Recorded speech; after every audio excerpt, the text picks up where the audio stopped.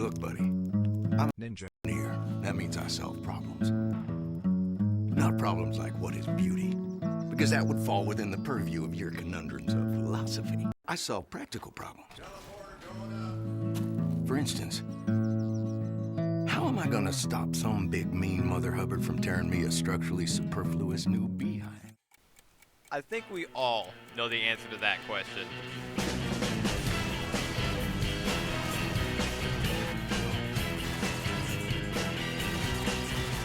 Ninjaneer. Whether you love the subclass or hate it, it is one of the first things that comes to my mind whenever I think about Team Fortress 2. Well, that and the batshit crazy lore. Like, seriously, I don't know what goes on in those beautiful minds of yours, but we've been waiting on the next chapter for 6 years. Please, I can't take it anymore. Wow. Almost 6 years since Jungle Inferno, huh? This game has been around a pretty long time, and I mean, I call myself a TF2 veteran, but I installed it in 2014, and even then, the game had already been out for a while. After the botting problem had taken hold, I decided to have a break from the game, and I played another shooter to fill the void, and, well, let's just say that I'm not too happy with the state of that one. But that's a video for another day. So, here we are. I have returned to TF2, and I've been having an absolute blast with it. Due to my hours on Spy, I have become very accustomed to the enemy team's backline, and I found myself thinking, what other class could I use other than Spy that can thrive heavily in the enemy team's backline? I mean, it's all of them. The answer is all of them, but for this video, I mean the Engineer. So I'm here to ask, what is the state of Ninjaneer in 2023? According to Urban Dictionary, the Ninjaneer is described as, quote, an expert engineer class for Team Fortress 2, one who can ninja the fuck you say to me, you little shit! Through the enemy offensively to create a dirty sentry, or find a nice home defensively that the enemy cannot overcome. I'd like to highlight this part where it says dirty sentry, as I believe that this is the most obvious issue that most people have when it comes to the Ninjaneer. Dirty sentries are sentries that the enemy do not expect to be there, leading to some pretty easy kills. Or, put in basic terms, getting spawn camp fucking sucks! But here's the thing. I don't give a fuck what you think. Yeah, it's unfun to play against, but this is pretty fun for me right now, so don't ruin this for me, Jimmy. You know who you are. Now, the way I play Engineer is kind of a mix of two different mindsets that you need to be able to flip between in a moment's notice. This is the Ninjaneer and the Battle Engineer. It isn't always the easiest thing to get into the enemy's backline as Engineer, and this means that some games will be all about stealth, while others require brute force. Running into enemies or even groups of enemies on your way to their backline could cost you serious time in games, and we all know that time is everything. So, I recommend going to your favorite maps on a private server and just focusing on finding a good safe route that has little foot traffic. And if things get hairier than your grandma's ass, remember, you are not defenseless.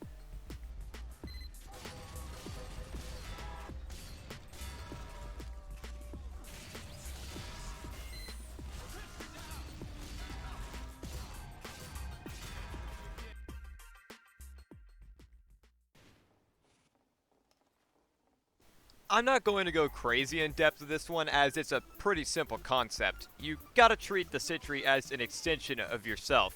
The gun is supposed to be used to hold space on the map, and yeah, having a consistent, damaging, aim-botting helper on command is very nice. Since Uncle Dane has proven that redeploying a pre-built sentry and whacking it with the Jag a couple of times is faster than building a brand new mini-sentry, I usually like to take the Jag when I'm searching for a good spot to hide my teleporter. I also usually only ever build up to a level 2 sentry gun, since, let's be real, it's probably going to get destroyed anyways. Just like my mental health gets destroyed every time I walk into a Papa John's pizza, and I'm reminded of the time that I was the delivery boy, and I delivered this pizza to a man named Dynamite, who attempted to sell me speed. Like, why did he think I would buy that in the first place? And I'm making $5 an hour right now, and I know where you live. What kind of stupid backwards logic? Speaking of speed, let's talk about the speed that this Engineer unlock can give the subclass. Let's check out the Eureka effect. There are a few weapons that can be considered staples of the Ninjaneer, but the one that most people think of is the Eureka effect, of course. By holding the wrench and hitting the R button, you can choose to teleport either to your spawn or your teleporter exit if you have one built. This turns the Engineer into a highly mobile assassin class that appears out of literal nowhere just to shove a shotgun up your ass.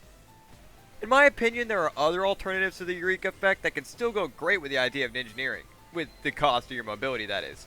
Like in previous examples that you've already seen in this video in which I was using the Jag. However, any wrench can be used for this subclass. It's very flexible. The main idea with ninjaneering is hiding a teleporter exit behind the enemy, but that doesn't mean that you can't build an entrance that allows your entire team to become ninjaneers. Or, I guess, just backline classes. This can lead to situations where your team is leading a pincer attack on the objective where there are power classes on both sides, and that is a very difficult spot to get out of, just like your grandma's ass. The point is, any wrench can be used for ninjaneering, not just the Eureka effect, and just like gun choice, it's very preferential. I usually swap between two unlockable shotguns, those being the Widowmaker and the Frontier Justice. The Widowmaker does similar damage to the stock shotgun, but since it uses metal for your ammo, you can shoot way more than 6 times as long as you land your shots.